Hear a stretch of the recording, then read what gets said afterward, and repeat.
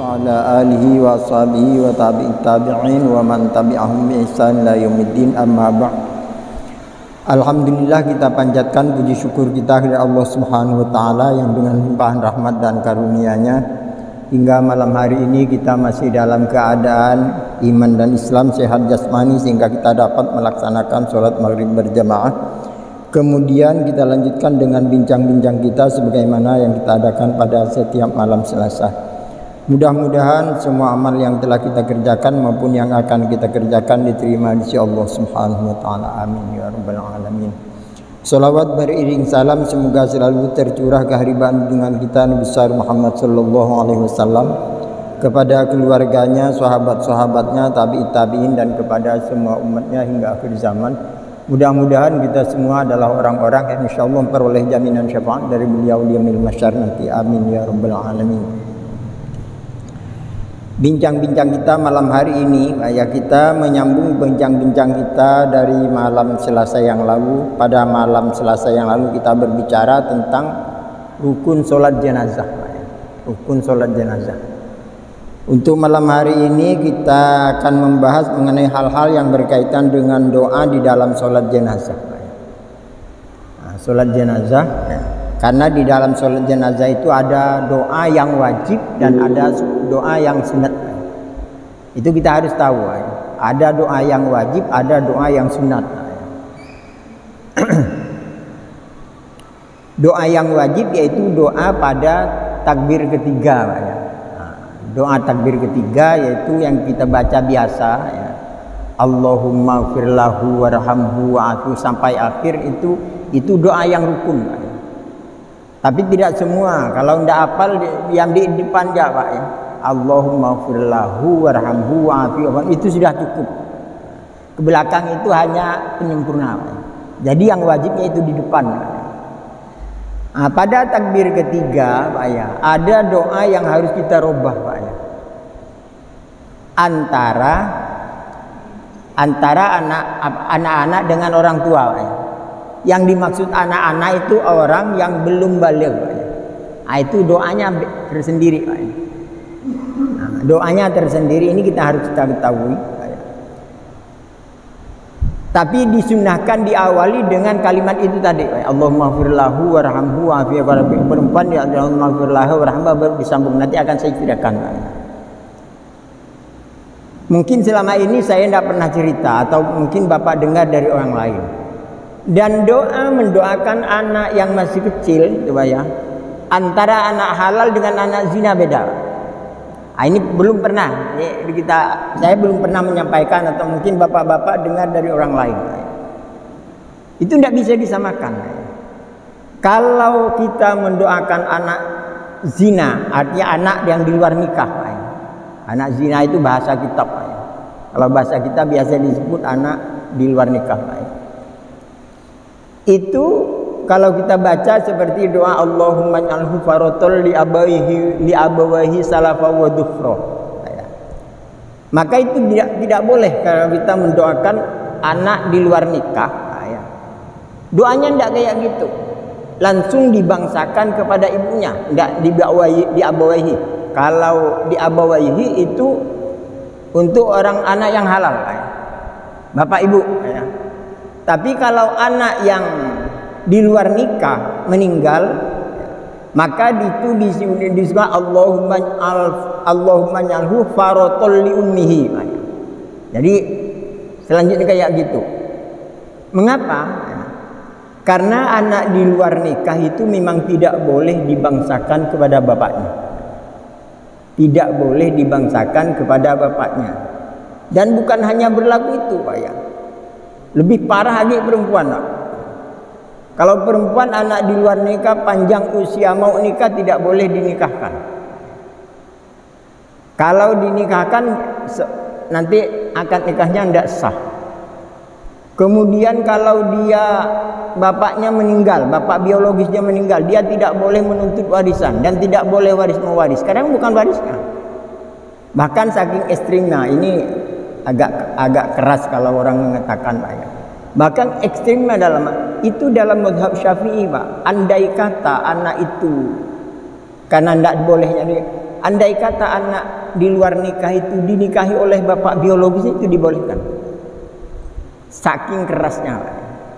Jadi oleh karena itu di dalam hukum juga dibedakan. Tidak boleh menerima waris, tidak boleh waris mewariskan, memang bukan anaknya, bukan anaknya. Cuman ada perbedaan, Pak ya. Ini yang harus saya sampaikan. Ada perbedaan sampai kapan yang dikatakan anak zina itu dikatakan mutlak. Dikatakan mutlak anak zina. Itu ada ulasan ya, di berbagai kitab yang mudah kita ingat itu. Ada penjelasan di dalam kitab Fikih Sunnah, dan itu bukan pendapat ulama, itu pendapat sahabat. Di antaranya Sayyidina Ali yang memfatwakan itu. Sampai kapan anak itu dianggap di luar nikah? Anak di luar nikah, walaupun bapaknya nikah. Kata Sayyidina Ali, anak yang 100% di luar nikah itu apabila anak itu di dalam rahim ibunya, dikandung dalam rahim ibunya, sudah masuk ruh mama bapaknya baru nikah, itu 100% itu anak di luar nikah. Walaupun bapaknya nikah dengan ibunya dalam keadaan hamil 5 bulan ya kan. Berarti bayi kandungan itu kan sudah hidup. Ada unsur kedua sudah masuk. Wa ansha'nahu khalqan akhar, yang Allah ciptakan kedua itu sudah masuk, maka itu 100%. Walaupun bapak dengan mamanya nikah. Nah ini yang harus hati-hati. Harus hati-hati. Jadi efeknya bukan hanya di situ. Ini sebagaimana saya ceritakan tadi, Pak. Saking kerasnya hukum terhadap anaknya. Andai kata anak zina itu perempuan, tapi yang 100% itu bapaknya boleh menikah. Itu dalam mazhab Syafi'i. Jadi seluruh ulama sepakat bahwa yang dikatakan anak zina 100% itu apabila kedua orang tuanya nikah setelah masuknya ruh ke dalam janin. Itu 100%. Bagaimana tentang nikah orang tuanya? Sah. Bergaul orang tuanya itu sah. Jadi tidak ada dalam agama itu. Kan ada orang yang mengatakan itu di sini nikahi anaknya, itu tidak ada. Nikahi anaknya itu tidak ada. Zina tetap zina. Yang nikah tetap mamanya. Ada keringanan kalau dinikahi oleh bapak biologisnya itu ruh sebelum masuk, maka itu masih bisa dibangsakan kepada bapaknya. Artinya kalau mau nikah nanti anaknya, kalau perempuan mau nikah dia masih bisa mewalikan karena roh belum masuk. Tapi ulama ada yang sangat ketat, Pak ya. Yang namakan manusia, yang namakan karena terjadinya dari sperma. Jatuhnya sperma di luar nikah itu kalau dia jadi janin pasti zina itu. Cuman kalau kebanyakan ulama berpegang kepada pendapat Sayyidina Ali karramallahu wajhahu. Karena apa alasan, dan itu masuk akal, dan itu kalau saya memegang pada itu, Pak.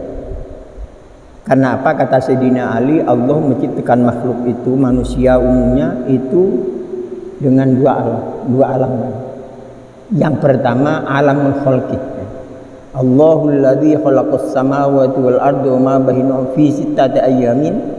Nah itu fi sittati ayyamin itu yang dimaksud adalah yang dijadikan darah, daging, tulang, kulit dan sebagainya, itu yang masuk fi sittati ayyamin. Itu alamul khalqi, alam yang diciptakan. Yang kedua namanya alamul amri, alam yang diperintah oleh Allah Subhanahu wa taala. Itu yang disebut ruh. Jadi kalau dua alam ini ya, sudah nyatu orang tuanya baru nikah, maka itu walaupun nikah ya, itu tetap berlaku hukum anak di luar nikah. Tapi kalau sebelum itu ya, sebelum hidup, maksudnya sebelum hidup kandungannya, maka itu boleh masih diwalikan, boleh nanti kalau waris mewaris masih boleh, Pak ya. Dan andai kata anaknya lahir mati, kan doanya ya, bayi biasa. Allahumma ij'alhu faratol li abawaihi salafa wa dzukra wa izzata wa tibara dan seterusnya.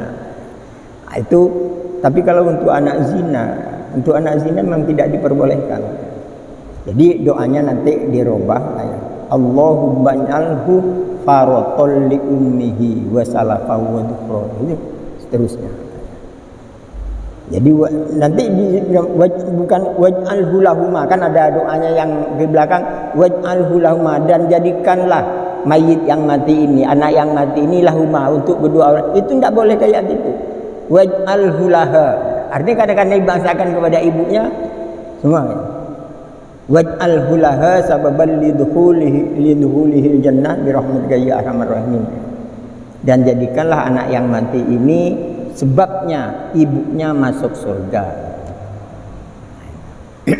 Itu nanti kalau ada yang kurang jelas Pak ya, ini tidak pernah saya ungkap karena saya tapi hal-hal kayak ini harus diungkap orang biar tahu, karena itu ketentuan hukum. Nah, sekarang redaksi doa. Redaksi doa ini sengaja saya catat terus saya salah Pak ya. Yang biasa dibaca kita itu Allahumma ighfir lahu warhamhu wa'afihi wa'afanhu wa akrim nuzulahu wasi' madkhalahu sampai akhirnya wa qina adzabannar, sampai ayat itu Pak ya. Itu doa yang wajib. Tapi ke belakang yang wajib hanya di depan Pak, yaitu penyempurna. Ke belakang itu penyempurna. Mengapa disebutkan di situ Allahumma ighfir lahu warhamhu wa'afihi wa'afanhu wa akrim nuzulahu, dan muliakanlah tempat tinggalnya, wa wasi' madkhalahu, dan luaskanlah tempat kediamannya. Madkhal itu artinya tempat kediaman, artinya alam kubur. Wasi' madkhalahu waghsilhu bil ma'i wassalji wal barad, dan bersihkanlah kotoran-kotoran badannya bil ma'i dengan air, wassalji air salju, wal barad dan air yang dingin. Maka dimakruhkan mandikan jenazah itu dengan air yang panas, kecuali dibutuhkan. Terus wanakkihi, dan sucikanlah, wanakkihi minal khotoya, dan bersihkanlah, artinya bersihkanlah mayit ini min khotoya, dari keliruan-keliruan, kesalahan-kesalahannya, artinya minta diampuni. Wa sallu wa nakim kama yunaqqas sabul abjad, sebagaimana engkau bersihkan pakaian yang putih minad danas, dari kotoran. Kotoran kalau pakaian putih, kotoran yang berwarna, asal berwarna pasti nampak kan kalau di pakaian putih. Itu minta sampai di beratan kayak gitu. Artinya kalau ada dosa sekecil apapun yang melekat di orang yang meninggal ini minta diampunkan. Wa sallu wa nakim wabil hudaron khairun min darihi, dan gantilah kampungnya, rumahnya khairun min darihi, dari rumah yang ada di dunia ini. Wa ahlan khairun min ahli, dan gantilah keluarganya dengan keluarga yang lebih baik. Artinya apa? Kalau yang hidup diganti dengan keluarga yang lebih baik ya, itu artinya anaknya nanti akan mendapat jodoh yang baik, atau istrinya dapat suami lagi dapat jodoh yang lebih baik. Itu maksudnya. Karena itu ada cerita, ya. Ada cerita zaman Rasulullah sallallahu alaihi wasallam. Sehingga orang itu diajarkan doa oleh Rasulullah sallallahu alaihi wasallam, doa tentang kematian, dan berilah pengganti orang yang lebih baik. Akhirnya doa itu diajarkan kepada Ummu Salamah. Ummu Salamah akhirnya dinikahi oleh Rasulullah sallallahu alaihi wasallam. Itu ada cerita. Kemudian dan pasangan yang lebih baik dari pasangannya. Artinya apa? Pasangan yang lebih baik dari pasangan di dunia ini yaitu bidadari bagi laki-laki, bidadara bagi perempuan. Pasangan. Dan peliharalah si mayit ini min adzabil qabri, dari siksa kubur, wa min adzabin nar, dan dari siksa neraka. Itu doa, maka itu sunnah diselesaikan Pak kalau membaca, kecuali memang tidak hafal. Kalau tidak hafal yang hafal aja Allahumma ighfirlahu warhamhu wa'afihi wa'fu, itu tidak diulang-ulang. Kalau imamnya baca panjang selesaikan. Jadi kurang lebih Pak, kalau kita tidak hafal hanya hafal yang di depan Allah maghfirlahu warhamhu wa'afihi, tapi imam baru sekali kita dapat 3 kali, ya sama akhirnya. Yang penting apa keikhlasannya. Jadi imam dapat 1 kali selesai waktu ada benar ya, kita dapat 3 kali, nilainya sama. Artinya kalau kita membayar sholat jenazah ya, karena kita tidak hafal hanya hafal Allah maghfirlahu warhamhu wa'afihi wa'fu anhu lalu diam hanya, itu tidak anu. Jadi kalimat itu diulang-ulang. Nah, doa yang ketiga ini kalau di dalam kitab Fathul Mu'in Pak ya, kita disunahkan mengawali doa ketiga ini untuk anak-anak Pak ya, disunahkan mengawali Allahumma ighfirlahu warhamhu wa'afihi wa'fu anhu, baru baca doa Allahumma al-faratul abayhi salafu dhukhra. Itu dalam kitab Fathul Mu'in Pak ya. Tapi dalam kitab yang lain tidak, walaupun tidak dianukkan, tidak dibacakan Allah maghfirlahu, anak-anak tidak berdosa, anak-anak berdosa. Nah, itu doa yang ini nanti kalau insya Allah nanti akan saya catat. Ini catatan saya ini karena jelek tulisannya minta hanya untuk pedoman saya. Takut saya salah ngomong. Allahumma ij'alhu faratol li abaihi salafa wa dhukhra. Ya Allah, jadikanlah mayat bayi ini ya, faratol li abawaihi, sebagai simpanan li abawaihi, untuk kedua orang tuanya. Li abawaihi, untuk kedua orang tuanya, salafan yang simpanan yang didahulukan. Karena apa? Anak itu nanti bisa memberikan syafaat kepada orang tuanya. Walaupun orang tuanya banyak dosa, itu ada cerita. Saya tidak akan cerita, nanti kalau cerita tidak selesai kita. Ya. Waj'alhu lahuma, dan jadikanlah mayit anak-anak ini lahuma, bagi kedua orang tuanya, idzotan, jadi pelajaran. Wa itibaro, dan menjadi ibrah. Aku ini selama ini tidak beribadah ya. Karena anaknya mati, sadar dia beribadah, itu namanya itibar. Mampu mengambil pelajaran di kejadian itu namanya iktibar. Wa syafi'a, dan jadikanlah anak itu memberikan syafaat kepada orang tuanya. Jadi anak itu nanti Pak, kalau meninggal sebelum baligh, itu pasti mendapatkan bisa memberikan hak syafaat kepada orang tuanya.